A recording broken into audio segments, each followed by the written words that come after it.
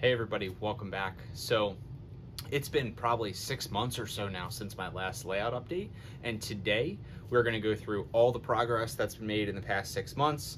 I have been working on the layout on and off. I've been pulled into other things and work and life, and of course it's summertime, so enjoying the outdoors. But today I want to show you some of the progress, and I hope you enjoy.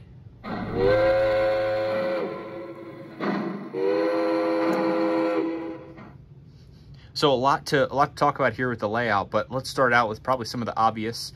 We've got some scenery work going on, scenery is far and away my favorite part of building a layout, and so I'm really excited to be working on some of those pieces. You can see in the back here, and we'll show you a little bit closer in a minute. We've got some scenery around the logging camp, and those buildings are now in place. We've also got some building flats from PGH Train Fanatic there in the back, just kind of hiding some of the backdrop seams that I showed before, and it really brings that whole scene together. So really happy with those. I've also got a base coat of brown here painted down on all the Homoso and over some kind of bluffs and hills that I've added here. You can see there's one. This will ultimately be have some trees and things on it just to give some separation between the tracks. And we've also got up here some lakes have been poured, and I'll show you a closer look of what those look like. All right, so lake number 1 here. This is really ultimately what feeds into what will be a waterfall here that comes up behind the trestle. So I've got to actually get the scenery material to the water effects to make that waterfall and to do that, but this is all done. So this is poured. I'm gonna put the waterfall in, and then I may add a couple more layers, but otherwise this lake is largely done. So we do have a culvert here. This is just a piece of styrene tube that I spray painted, and it goes under the tracks over to the other side where, you know, we kind of have that pond connecting and coming up there to supply the farm with water and also the sawmill. So same thing, we'll probably add some additional layers there at the end after I get some more scenery work done. But overall, I think, you know, the lakes I'm pretty happy with. The bottoms I used Woodland Scenics. They have some acrylic paints that also seal. So it prevents kind of the water material from coming through any porous materials. So I used a blend of those. I kind of used some blue in the middle, blended some of the edges, and then like a brown or olive color around the outside, and then of course some fine dirt and stone and things that is sealed and now hardened in place as the bank. All right, next up is the logging camp. And so I've got an aerial shot here. This is probably the best way to look at it. So we've got the walkways there are all done. I have a base coat of scenery down. I'm probably gonna cover some of those areas with static grass. So I've been playing around with that a little bit and have a lot more work to do, but I'll just do a quick overview here. So we've kind of got our shed in the back.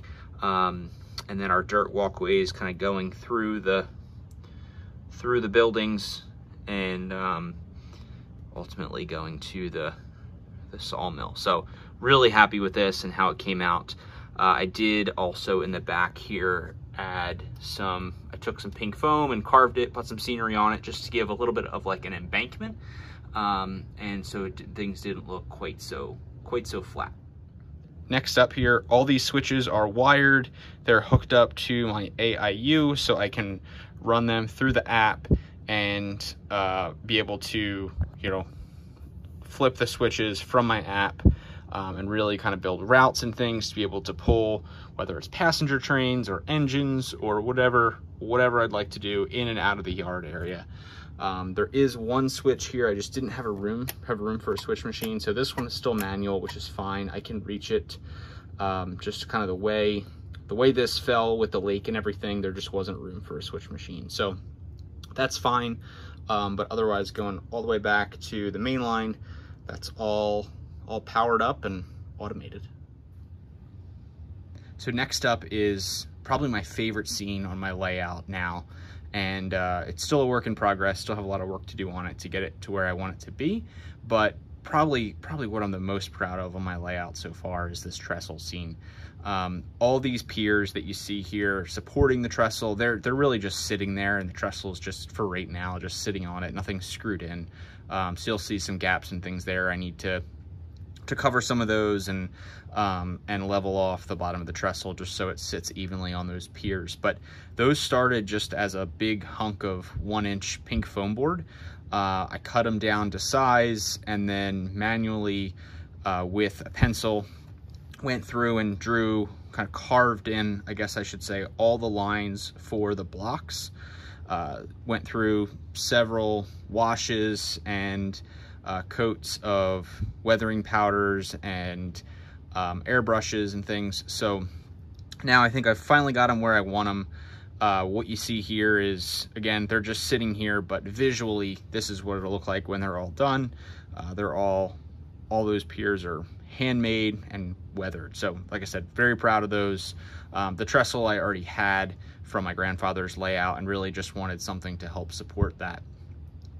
They need to be positioned in place. You can see the one on the far left over here is a little crooked, but all that'll be done. The pond here at the bottom has been poured, so that's all that resin is in, and then we've got the scenery around the outside to both top and bottom, you know, up to the bank of the pond is all complete. I just need to put that waterfall there in the back, and then we'll add some kind of final touches with some vines and bushes and other things to kind of help hide some of the imperfections in the trestle or on some of the blocks. But great progress on this so far, and really happy with the progress. So some more great progress that's been made are these shelves that actually go under the layout here. So I've got one on the left full of steam engines, and then one on the right that is kind of a mixed bag. And those are really designed for engine storage. I think I talked about some of those in my initial video, but I don't think I've shown these yet. So right now they are screwed in.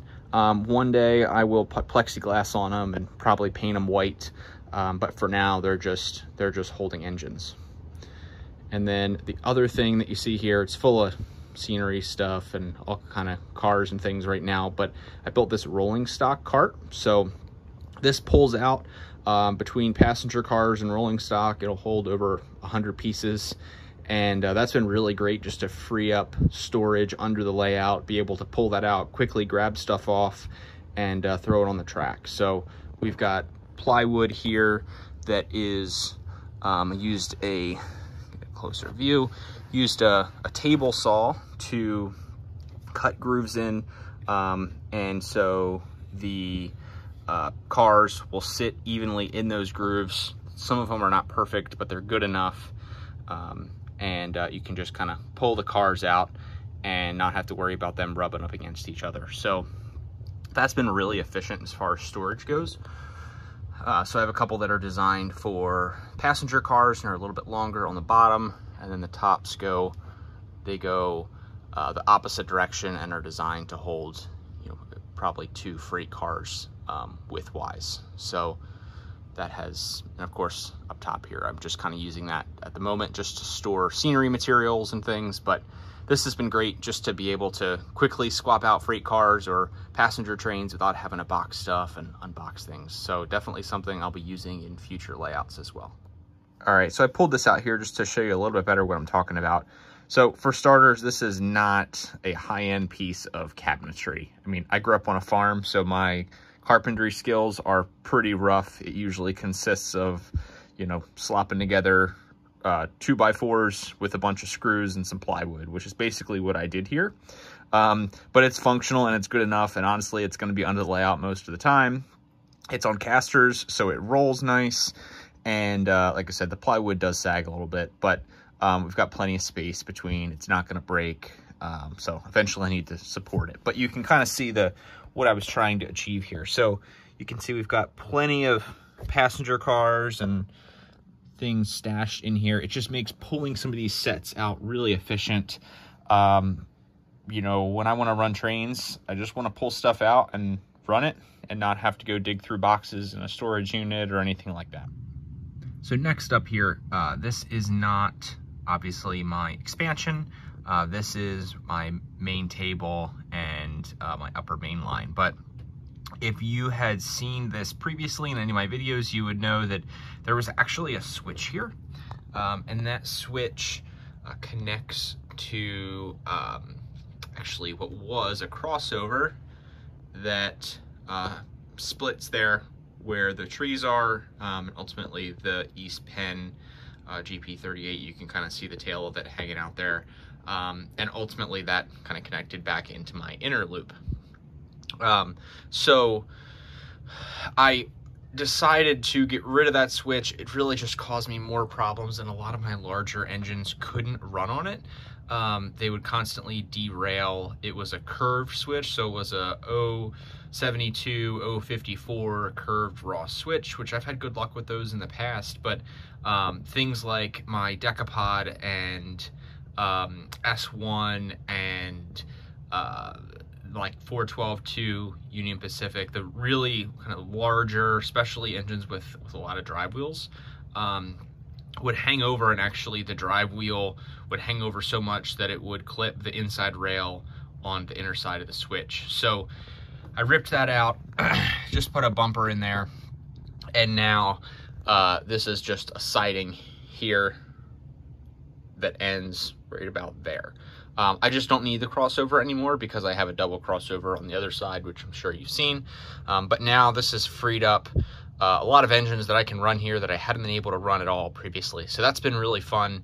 I'm still kind of fixing some of the scenery, and I need to put ballast back down and things. But that's been a terrific upgrade that has really improved operations on the layout overall. All right, everyone. Well, that's all I've got. So before we get to running some trains here, be sure to stay tuned, because I'm going to try here to start working on some new videos of some recent additions to the collection and hard to find engines that I picked up, and some stuff that I have coming on the way too. So without further ado, let's run some trains.